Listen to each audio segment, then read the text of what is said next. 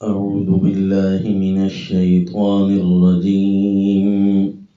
بسم الله الرحمن الرحيم. حميم تنزيل الكتاب من الله العزيز الحكيم.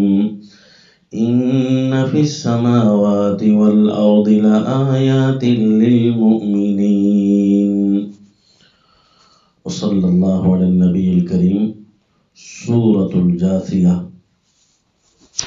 اس سورت کا تعارف ہے التکبیرات الالہیہ، یعنی جس طرح سورت کے آخر میں ہے وَلَهُ الْكِبْرِيَّاءُ، تو یوں سمجھیے الکبریاء الالہیہ، التکبیرات الالہیہ، یہ اس کی تعبیر ہے.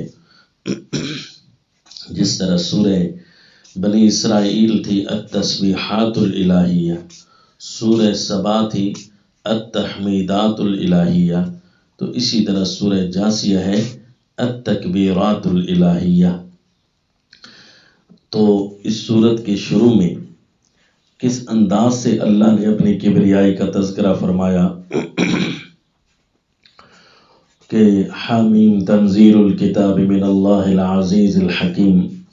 العزیز الحکیم، یہ دو صفتیں یہ اللہ کی کبریائی پر دال ہوتی ہیں کہ اللہ کا ہر کام کسی طریقے سے اللہ کی طاقت سے باہر نہیں.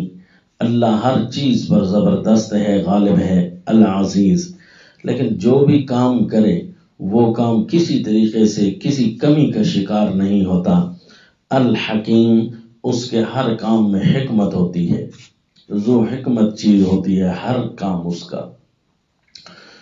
تو اس صورت میں اللہ نے کس انداز سے اپنی صفت عزت اور صفت حکمت کا اظہار فرمایا، وہ تکبیرات اور کبریائی کے حساب سے کہ دیکھیے سورت کی شروع میں ہے ان فی السماوات والارض، پورے آسمان و زمین کو دیکھ لو، جتنی بھی کچھ تمہیں بلندی پر تیرتی چیزیں نظر آ سکتی ہیں یا انہیں ڈھونڈ سکتے ہو، ساری چیزوں کے اندر لآیات للمؤمنین، مومنین کے لیے تو اس میں بہت ساری نشانیاں ہیں. یعنی اگر کوئی ایمان لانا چاہے تو اس کے لیے اس میں بہت ساری نشانیاں ہیں.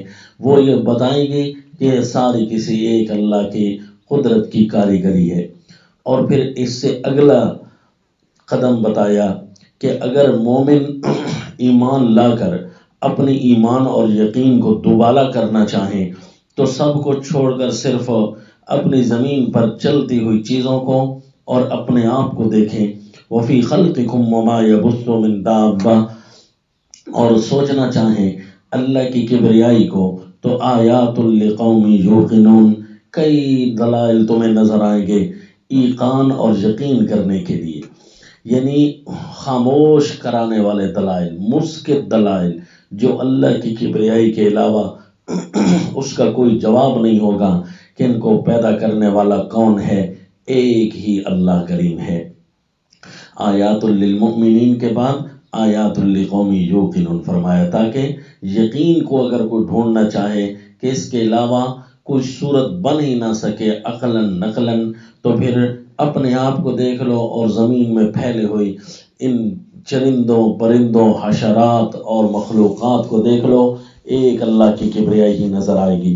پھر ایک اور بھی درجہ ہوتا ہے کہ کوئی مانتا بھی نہ ہو، یقین بھی نہ کرتا ہو، بے شک وہ دشمن ہو، لیکن عقل سے اگر کام لے تو آیات لقوم یعقلون، عقل کو استعمال کرنے والے کے لیے بہت سارے دلائل اور بھی ملیں گے. کہاں؟ فاختلاف اللیل والنہار، ان رات اور دن کے آنے جانے میں، کہ یہ رات اور دن کا نظام ہے یہ اللہ نے کیسے بنایا ہے، کبھی بڑا تو کبھی چھوٹا، لیکن سال بھر کی ترتیب میں کبھی بھی اس کے اندر کوئی کمی پیشی نہیں ہوتی. بعض علاقوں میں سال بھر کی ترتیب ہوتی ہے، بعض علاقوں میں اس سے کم و بیش ترتیب ہوتی ہے، تو کہیں 6 مہینوں کا دن اور رات ہوتے ہیں. زمین کے مختلف حصص ہیں، ہر ایک کے اندر جہاں بھی جو نظام ہے وہ اس سے بال برابر کبھی نہ اوپر ہوا ہے کبھی نہ نیچے ہوا ہے. اگر تو یقین کرنا چاہتے ہو تو یقین کرنے والوں کے لیے اس میں بہت سارے دلائل موجود ہیں، لیکن اگر صرف کوئی عقل استعمال کرنا چاہے اور مانے نبی سینا، عقل سے صرف اس کی رہنمائی اس کے عقل کو ہو جائے گی، ایسے کچھ کائنات میں دلائل موجود ہیں۔ ایمان نہ لانا چاہیں، یقین نہ کرنا چاہیں، صرف وہ اپنے عقل کو مطمئن کرنا چاہیں، تب بھی اس میں دلائل موجود ہیں، لیکن جب عقل مطمئن ہو جائے گا تو ضد بچے گی پیچھے، پھر ایمان لانے میں کوئی چیز مانے تو نہیں ہے۔ پھر یہ 3 قسم کی آیات کے بارے میں ارشاد فرمایا تلک آیات اللہ نتلوها علیک بالحق، یوں ہوتی ہیں اللہ تعالیٰ کی آیتیں، اللہ تعالیٰ کے نشانات قدرت یوں ہوتے ہیں۔ فبأي حدیث بعد اللہ وآیاتہ یؤمنون، اب اللہ کی باتیں اور اللہ کی آیات کے بعد اور کہاں سے یہ ایمان لانا چاہتے ہیں، یہ کس چیز کو اور ماننا چاہتے ہیں، اور تو کوئی چیز کائنات میں بچی نہیں ہے۔ اللہ کریم نے پھر اس صورت کے اندر نظارہ دکھایا، وہ آیات جو ایمان کے لیے کافی ہیں، وہ آیات جن کے اندر یقین مزید پیدا ہو سکتا ہے، اور وہ آیات جو کسی بھی عقل کو لاجواب کر دیتی ہیں۔